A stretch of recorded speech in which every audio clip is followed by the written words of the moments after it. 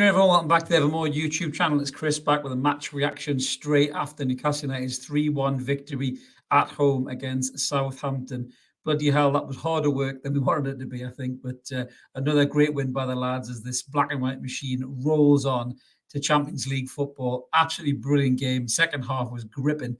It really was. And I can't wait to get stuck right into that. We're going to have a little chat about it.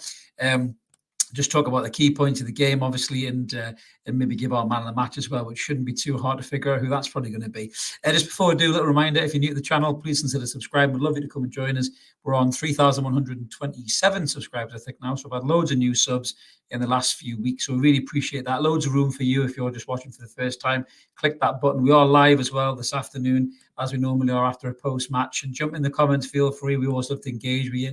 George is saying it was a massive relief. Absolutely. We've got Paul in the comments as well. Good evening to you too, Paul.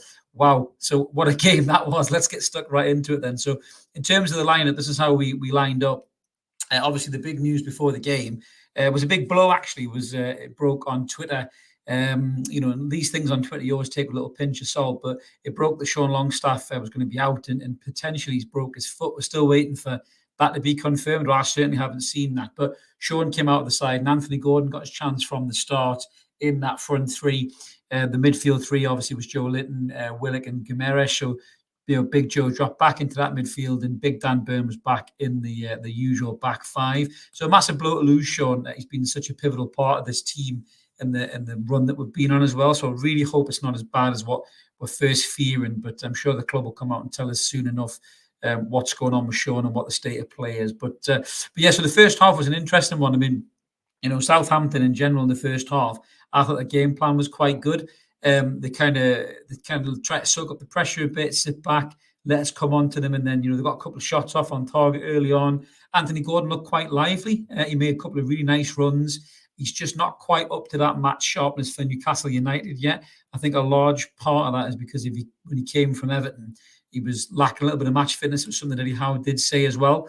He had a couple of chances. The first one's maybe a bit more difficult. He drills into the side net, and from a really tight angle, he should have really cut across the keeper and went into the top corner, or possibly tried to find Isak, who was pretty anonymous in the first half. Alexander Isak. I think a lot of that was to do with the ball was going out wide and it wasn't kind of finding its way into the box. I mean, in the first half, in terms of how we played and how they played, so we still had the majority of possession. We had 63%. They had 37%. They had 4 shots and we had 5. Wait till I tell you about the second half. You can see how that game just flips around on its head completely. In terms of shots on target, we had no shots on target if you don't count Gordon hitting the post, and they had 3 shots on target. So, the first half, Southampton's kind of game plan, was going quite well in all fairness, and then they go up the other end and they score a bit of a sloppy goal from our perspective. Ball comes across the box. I think Trippier's caught a little bit out of position, and Stuart Armstrong, who loves scoring against us, puts it away into the back of the net. And we're 1-0 down. We're going at half-time, 1-0 down. It's a little bit disappointing. And we're wondering what Eddie Howe is going to do to come out in the second half. And great comment there from Mr. Reactions. Shocking first half, but obviously we'll get into the second half in a minute, mate. But Gordon is lacking a bit of confidence. That will grow in time. I do agree with that. There's a player in there, mate, absolutely. He's got pace to burn. I mean, when he gets away from somebody, I just don't see how they can catch him. But there's just little bits of his game that he's maybe a bit rash with the finish. He's so eager to do well for this club and for this fan base that he maybe feels that little bit of pressure. But the minute the first goal comes, or the minute the first assist comes, I think you'll really relax and you'll start to breathe. We won't see the best of Anthony Gordon probably until next season when he has a proper pre-season under Eddie Howe's training regime and under Eddie Howe's fitness regime. And then we'll see him next season and see the way that he kind of steps out and plays. But I mean, that was the first half. So the second half, there was a substitution at half time, and Callum Wilson came off the bench to play with Alexander Isak, which is something we've seen a couple of times now. I love it. Absolutely love it. That there seems to be some kind of little connection between them. When you have 2 really good players like that who can just gel together. I mean, earlier on in the day, actually, slightly different front two, but earlier on in the day, there was a clip of an England goal between Shearer and Sheringham, and they had that like kind of telepathy there. Isak and Wilson seem to have some kind of a thing going on where, because Isak's just such a great footballer, he isn't just an out and out striker. He's almost, we call Bruno a hybrid midfielder. Isak's a hybrid forward. He can drift either wing. He can drop back into a 10, or he can play through the middle. So he's so hard to mark and to figure out where he's going to pop up on the pitch next and cause you trouble.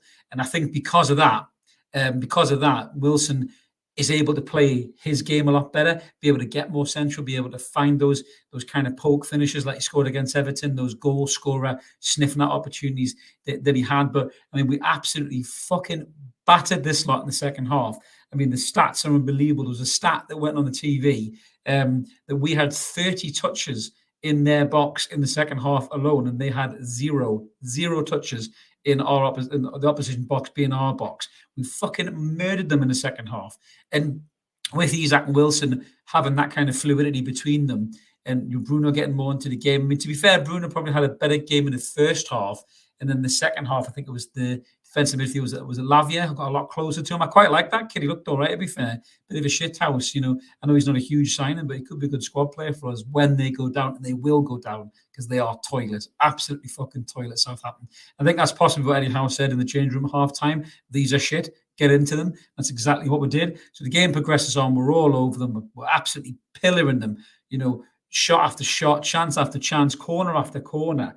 In the second half alone, so we had 65% possession. We had 17 shots to their 0. 5 of our shots are on target. Corners, we had 8 corners, 11 in the whole game, so most of them came in the second half. And we hit the woodwork once. It just goes on and on and on. Really, shots inside the box, 13 shots outside the box, 4. Just unbelievable. We were all over them in the second half, and then the chance comes where the ball goes down out wide. Isak opens his legs a bit, does a little bit of quick, fast feet movement he does, puts it inside the box. And Callum Wilson, the finish that is breathtaking. I mean, Mark said it in our chat. How the hell does he do that? And those centre forwards are just able to just move their bodies to react to the pass for the finish. He turns and he stabs it out, and it just kind of almost chip lobs over McCarthy in the back of the net, and we're back level. And Callum Wilson's buzzing, we're all buzzing, the crowd's going fucking crazy singing the Wilson song, and you just know it's a matter of time before the next goal, and we're all over them. Bruno's pressing, Joe Linton's pressing, Willock's finding space, Trippier's finding those good passes through as well. Murphy faded a little bit, I think, in the second half, and he came off for Miggy later on, and rightly so. It wasn't one of Murphy's better games. He's been brilliant recently, so I'm not going to run him down. But I think Murphy did struggle as the game got a lot quicker paced in the second half. But then another chance comes through. I can't remember who plays now. It might even be Isak again, or possibly Joe Linton. The ball comes through, and this is the weirdest thing I've ever seen. So Mickey Almiron makes a run to the front post with the Southampton player. And the chance is so difficult to work out, even with the monitor, even slowing it down, looking at it back. I was listening to commentary on a stream. Michael Bridges, big shout out to Michael Bridges, Whitley Bay lad, love Mickey's a top lad. And he was saying you can't work that out. So they're saying the ball's come off Mickey Almiron's heel, come to Callum Wilson, who puts it away 2-1. He wheels away, another great finish, instinctive finish. I can't see how you can honestly say that's come off Miggy's heel, because the two players' feet are so close together. To me, it looked like it came off Miggy's foot, then the Southampton defender's foot, then it rolls to Wilson, and then he puts it away. I think it's too much of a grey area for you to give that as an offside. I think you should favour the attacker on that one. I really do. So they seem to take about 15 minutes to make a decision on this offside position. And eventually they call it offside. The crowd goes mad, starts booing and everything else. And you're thinking to yourself, utter bullshit. It really is. And then thankfully, we didn't need it, to be fair, because a little bit after that, corner comes in. Trips his corners just after I said our set pieces of shit in the chat group. So thanks, Trips. Somebody must have told him that in the crowd. He starts whipping in brilliant corner after corner after corner. Botman flicks it on with his head, goes to the back post. It hits off Theo Walcott. Actually, eventually is an own goal. Fabian Schär's in there as well. Goes into the back of the net with 2-1 up, and just the wind's completely out of Southampton sails after that. They just look completely beaten. I think they were saying in the commentary that Mickey Bridges was saying that they're down and they're not even pushing forward anymore. They're not even trying to attack.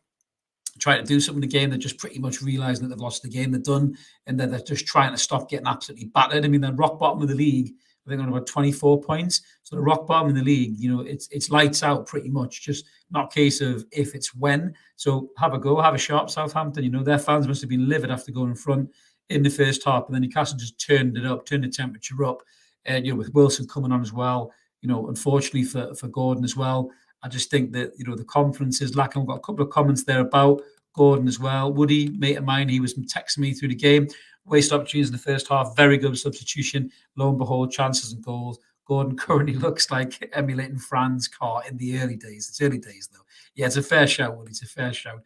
Mark thinks I'm channeling my Keegan days X. I got my Keegan jumper on. Yes, it does something about this jump that makes you feel more passionate, Mark. It really does.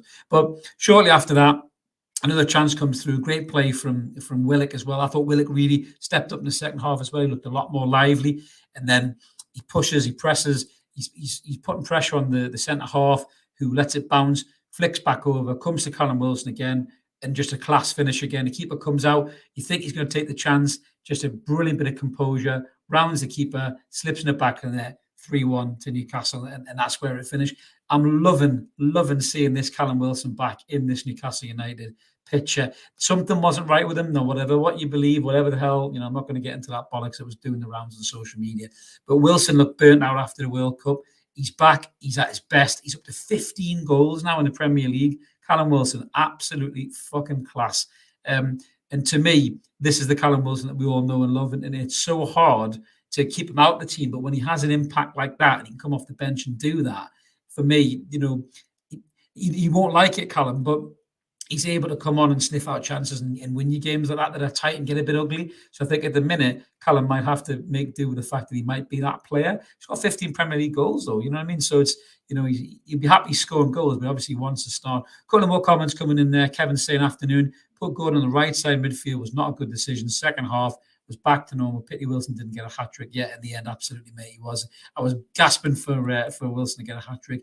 Woody saying Bruno was man of the match for him. Yeah, Bruno did look good. Woody, absolutely. Loads of time in the first half. Second half, he was a bit more closed down, but he had to adapt. He had to find space, and I think he did that really well. I'm going to go for Wilson as my man of the match, just simply because he changed the game.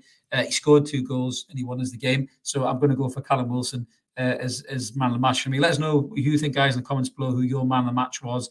There's good 2 or 3 in there. Isak looked a different player in the second half as well. He was totally anonymous in the first half.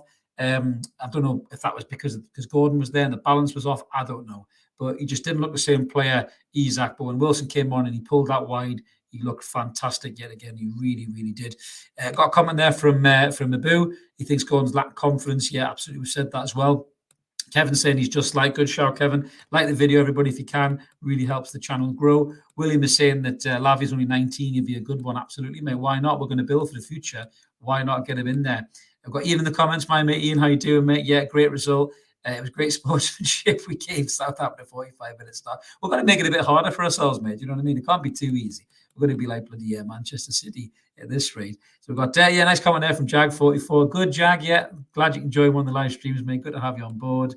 We've got another comment there from Jag about Wilson. Wilson deserved that hat-trick. He really did. He was class today, Wilson, when he come on. Just deadly. Absolutely deadly, mate.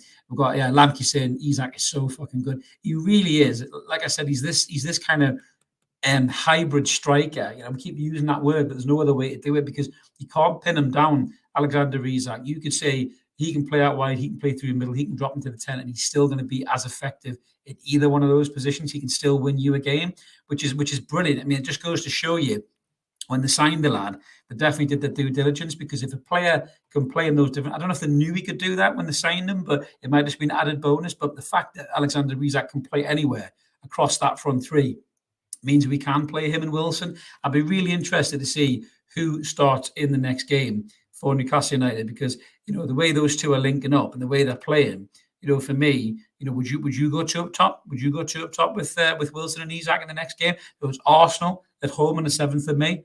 Would you do that? Because it's very, very tempting to do it. Could you imagine them two smashing Arsenal and ruining that title picture? It'd be absolutely class. I'd love that. Just to watch Arsenal cry again and Arteta thrown in the wobbler. Even at you too, Lee. Yeah, Champions League is definitely calling us, mate. Get us back in there. That beautiful Champions League music piping over the Tannhäusers and James's Park, mate. Absolutely class. Yeah, at least saying that Gordon needs time next season to shine. I think he will, mate. I really do.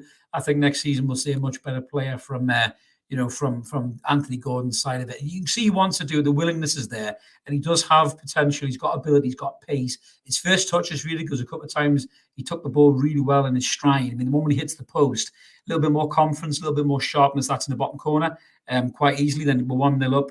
And Gordon's the man, and potentially he grows into the game. So he's only a young kid as well. So I think this is going to come. It is going to happen as well. Great there by George, saying 9 points from 3 at the end of the week. Nothing to complain about. 2 right, mate. 2 right. Stephen in the comments, he's been away. Oh yeah, thanks very much, mate. Congrats on the 3K. Absolutely.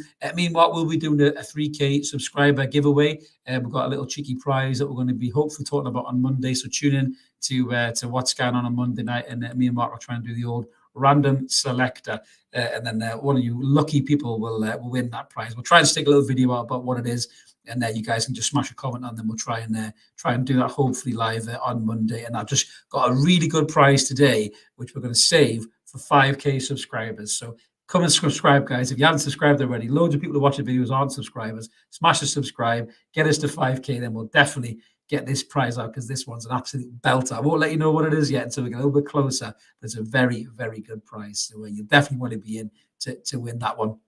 Mark's in the comments saying Wilson's best season since 14-15 in the Championship. He just looks electric at the minute, Mark. He really does. I mean, he's got to be in that England squad. I listen to the Footballers Football podcast with him and Mikel Antonio, and I love it. The banter's amazing. Them two have definitely got a career in that when they hang up their boots, because they're so good at it. But the fact that he's loving his life, he's loving football at the moment. He loves playing at St James's Park. He loves playing for Newcastle. He's 15 goals this season, man. 7 goals in April, I think, or 8 goals in April he scored. He's got to get back in that England squad next time. He lost his place last time. He's got to get back in there. Trolls is saying Callum is class and Isak is a superstar in the making. That's the beauty about it, Trolls, isn't it? That we've got Callum Wilson on fire, top of his game, scoring all those goals. And then Alexander Isak, still only 23 years old, and he's that good. He's got 10 goals in 16 Premier League games. I think I did that Thierry Henry comparison video earlier on in the week. In his first season, Henry only got 17 and 31. So if you look at a comparable, stat-wise between the two of them, Alexander Isak is way ahead of Thierry Henry in terms of goal-to-game ratio. I'm not saying he's going to be a better player, but there is similarities there. And if Isak can get even half as good as Thierry was, then we have got an unbelievable player on our hands, no doubt about that. We've got Mr. Reactions again, so Callum's on fire. Definitely to competition with Isak, and he lives for it. Such a good time to be a Newcastle fan. 65 points, 5 games to go. I don't see us losing any. A couple of draws and maybe the rest wins. Absolutely. There's a good comment I think already made in our chat as well. Reactions is that I think when we secure the Champions League, if we secure it with a couple of games to spare, I think you might start seeing a bit more of Elliot Anderson from the start, Harrison Ashby coming in for Kieran Trippier. Some of these younger players getting a chance as well. Even some of the the younger boys as well in the reserves. You might see some of them coming out to play a few games, or at least get a half year there, and just see what we're looking at for next season as well. Which would be absolutely class. And yeah, Gimaresh was instrumental again, George. He really was. He's just such a good footballer. I love the way he plays the game. He plays on the edge, that little bit of shithousery, but he's got that quality as well. Him and Joe Linton are such a good blend together, because they're constantly looking to find each other. But Joe Linton's just that big powerhouse with speed that can drive up the park and take you up 10, 15 yards. But Bruno's got that beautiful ability. He's got head in a swivel. He can pick a pass through balls here. He can spray balls out wide. He was doing loads. That certainly in the first half. That ball to Gordon for the chance where he hits the post was a beautiful pass. I think he did that as well for when Gordon hit the side net as well. So once Gordon can cut inside and actually find the back of the net, he's Bruno will set up loads of chances for him. A comment there from Stuart saying, Arsenal be cacking their pants for next Sunday. Too right, mate. Who wants to play Newcastle at this stage? Because we're absolutely on fire. Tim says, fair enough, Wilson, man of the match, although we should have been 2-0 up in the first half. Absolutely, mate. We should have been here. Yeah, Woody's not having any of Gordon, by the way. He was not very impressed with Gordon. Hopefully, he proves you wrong, Woody, next season, mate. I got a comment there from Kevin saying, if you start Gordon as a right forward, it may work better rather than the right midfield. Yeah, possibly, mate. But I think he's got it all to do to get into this side, because everybody's playing so well. Miggy looked better today when he come on. I thought he looked really poor against Everton. He was giving the ball away loads. He looked headless. Today he looked a bit more direct, and he had a bit more of a purpose about him. So, if Miggy can get back to where he was earlier on in the season, I'm not sure whether he will. That was a real purple patch for Miggy. But if Miggy can get back to being that effective, then that's Miggy's spot to lose, really. But all these talks about Eddie Howe wanting Diaby in the summer, he goes and gets Moussa Diaby, and then there's your right-sided winger, mate. That these lads have got no chance of ousting that kid in the lineup if we get him, because he is fucking phenomenal. That kid. I'd be buzzing if we get him. David saying tough game for Gordon. Can't see it helping his conference. Great result for us. Southampton aren't as bad as the league suggests. I thought they looked all right, David. As a Southampton fan, you'd probably be a bit disappointed. You see the draw against Arsenal and you see that today. You think, where's all that been all season? And I think it's all about confidence football. And I think if Southampton had put in those shifts earlier on in the season, they might not be in the state that they're in now. But Southampton, another team as well, like I said about Everton, too many managerial changes, up and down, different strategies, different procedures, different ways of working. It catches up on you then. They caught up on Newcastle, we went down. Caught up on Villa, they went down. Caught up on the Mackems, they went down. Caught up on Leeds, they're going to go down. Woody's laughing there. He won't shed a tear if Leeds go down. Long story, I won't get into that one. But I think for me, Leeds, my mate Phil's a Leeds fan, and I love Phil to bits, but Leeds are definitely in the shit big time. If Everton stay in this league by the skin of their balls, it'll be because Leeds are shit. But for me, Southampton are down. I think Leeds are going to join them, and I think it's between probably Everton and Leicester, probably, I think, is the other three. Let us know who you think is going to go down. But I'm so glad we are nowhere near that one, because that is absolutely horrendous to be involved in that relegation fight this season. Because, anyone from probably 15th up downwards could go down. Still scary. Yeah, Trollsby won 8 of the last 9. It's just amazing, man. What a difference a year makes in football, isn't it? It's just absolutely fantastic. I've got Sophia in the comments. Good to see you, Sophia. She agrees with me. She's sick of people slagging off Gordon. Give him some time. Look at the big Joe. He was shocking when he first came in. He was, God, one of the first ever fan media things I did was write a piece for a well-known Newcastle fanzine in True Faith about how rubbish Joe Linton was. And now, absolutely eating my words. I used to call him Joe Seipels as believers. I am firmly a Joe Seipel now. That guy could walk on water. He really could. What a player. So, yeah, you got to give guys time to turn it around. And I really do think that Gordon can do that. George agrees with you, Sophia. A bit of perspective there. We've got a comment there from Simon saying, hard work, lads are knackered. Absolutely. It's good to see us come back in games like that, in terms of, the Everton game was a different game to manage, that hostile atmosphere and everything else, to deal with that. At Goodison Park, their cup final, all the fireworks, really scary, blue smoke. And the lads really managed that really well, did well, come back, smashed them in the end. And today as well, first half ain't working, and then, make a change, a positive change, and then we smash it as well. Absolutely brilliant. Absolutely brilliant. Got a comment there from Robert as well saying, better than the Keegan days. Woof, that is a claim, Robert. That is a claim, mate. I tell you what, if these days do become better than the Keegan days, we're in for a good time. Jagger saying we have to be careful with Wilson and his injury history. He's making a big impact as a sub. It's good to see him back in the team. But if he gets the fans and he knows what it means to be a number 9 for us, you're right. The problem is with Wilson is if you start him week in, week out, he might get that knock again. That's a really good shout, Jag. And I really hope that I hope he's happy to accept this role as this almost super sub. He hates being called that. He kicked off on their Football podcast when Ricky called him a super sub. But at the minute, he's class. He could end up nearly on 20 goals at the end of the season. Callum Wilson's never been on 20 goals in the Premier League, So as Mark says there, his championship was his best scoring record, you know what I mean? So, it's class to see that happen. It really, really is. Got a comment there from It's Okay 45. What a game. He was worried at half time, though. Absolutely, mate. I think we were all worried at half time.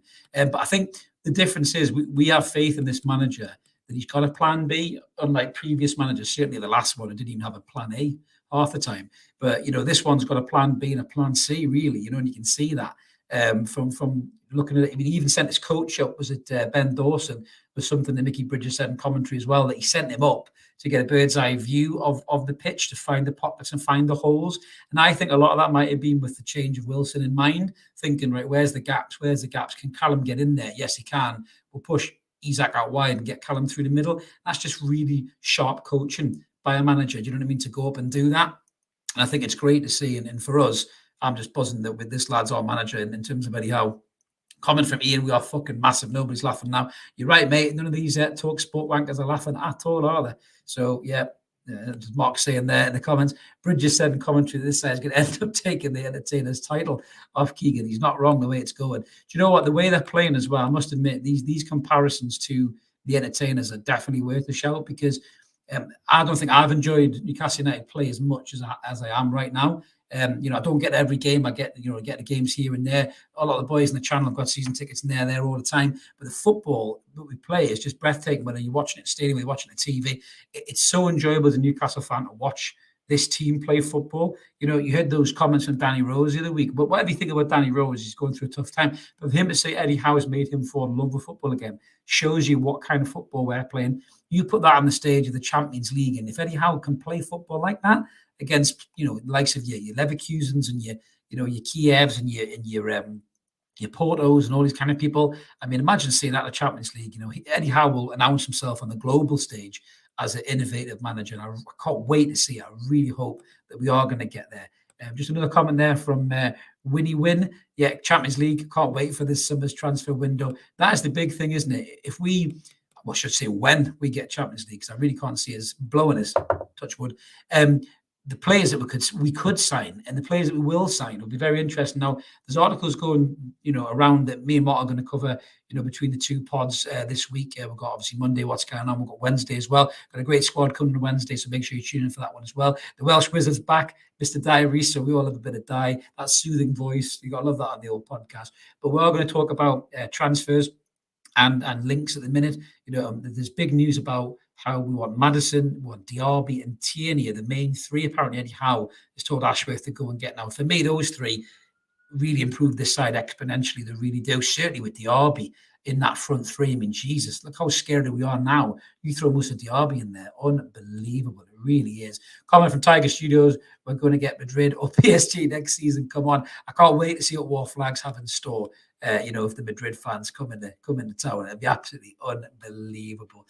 Got a comment there from Keith Truscott. What a great game. That was me twitching. His arse was twitching the first half. Thank fuck Eddie James at half time. Gordon was costing us, but a huge talent, needs to be given time, and he will come good. Absolutely. I think that's the reoccurring feeling, Keith, isn't it? That we're going to give this kid a bit of time. We're going to give him some patience. I think he deserves it as well. He gets a bad rep. I don't think he's a bad lad, to be fair.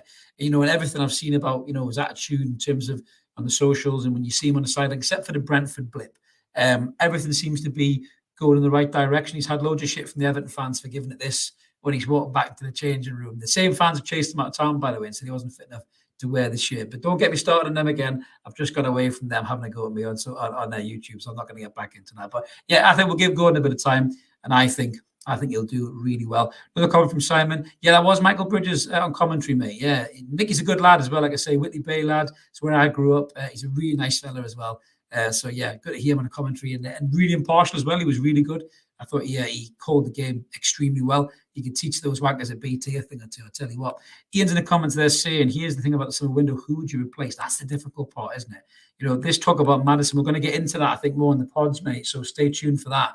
But it's a difficult one. I think what it does is it gives you different options. So if you sign a player like Maddison, for example, can you get him to be as hard working off the ball as the rest of the lads are now? Does he fit in that midfield with Bruno and Joe? You don't know until he's in there. But then could he give you a different option? Could you play him in that front three to the left-hand side or something like that? Maybe play him a little bit behind the striker. We just don't know. We've got to trust that Eddie and Dan Ashworth have got a right plan to sign the right players that are going to make the side better, and I just can't wait to see who we get, to be honest with you. It'll be absolutely brilliant, I'm sure, when they come in. We'll have loads of transfer banter over the summer, so make sure you keep it evermore, guys. EK saying we stuck and got the result. Happy Sunday, folks. Absolutely. Just scrolling down here to see what we got. Another comment there from Winnie Win. We need a proper left back. Big Dan Burn would be brilliant cover for CB. I do agree with that. I worry a little bit about Dan Burn in the Champions League, just against some of the wingers there. I think he could get turned inside now. He's great. He was great today. He was back to what I think is his best, really, for Dan Burn. So, yeah, but I do worry about the Champions League. So I do think a proper left back will be a shout. I like Tierney. Some people don't like it because of his injuries. Carl on the squad doesn't like it, because he's injured all the time. I think if you get him fit, stay fit, I think he's a cracking player. Comment there as well, and a donation as well from Grow Bark. I really appreciate that, mate. Thank you so much for that. He was sleeping in the first half. He woke up at 1-0. Well, you slept through the worst part, mate, so you enjoyed the rest of the game. Glad it ended 3-1. It's going to be a good weekend now. Cheers from the United States. Love a passionate magpie from India. Top man. Thank you so much for that. Thank you for the donation. Click subscribe as well, mate. We really like to have you on board. Great to see that as well. But George lives in Norway. He loves Norway, sorry. He netted in Norway. Very nice, mate. I'm not sure what you mean by netted there, mate, or maybe I do know what you mean. It's a family show, this. I'm not going to do that, mate. I'm not going to do that. Sophia's loving the Scandinavia Geordie's representation. Absolutely. You've kickstarted it, Sophia. We'll have to get you on to talk Alexander Isak at one point. So just scrolling down here again.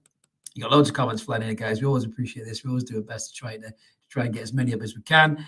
Lee said it's looking great. It's great looking down the league and seeing all the crap below. I'm so glad we're not involved with that, Lee, I must admit, mate, because that is just absolutely horrendous to be involved in those relegation fights anyway most seasons, but this season's probably the worst ever. I feel for my Leeds, mate. I really do. I'll have to buy him a beer, whatever happens, whether they go up or stay down. Yeah, Mark's just in the admin saying, thank you so much for that donation, mate. We really appreciate that. Absolutely brilliant.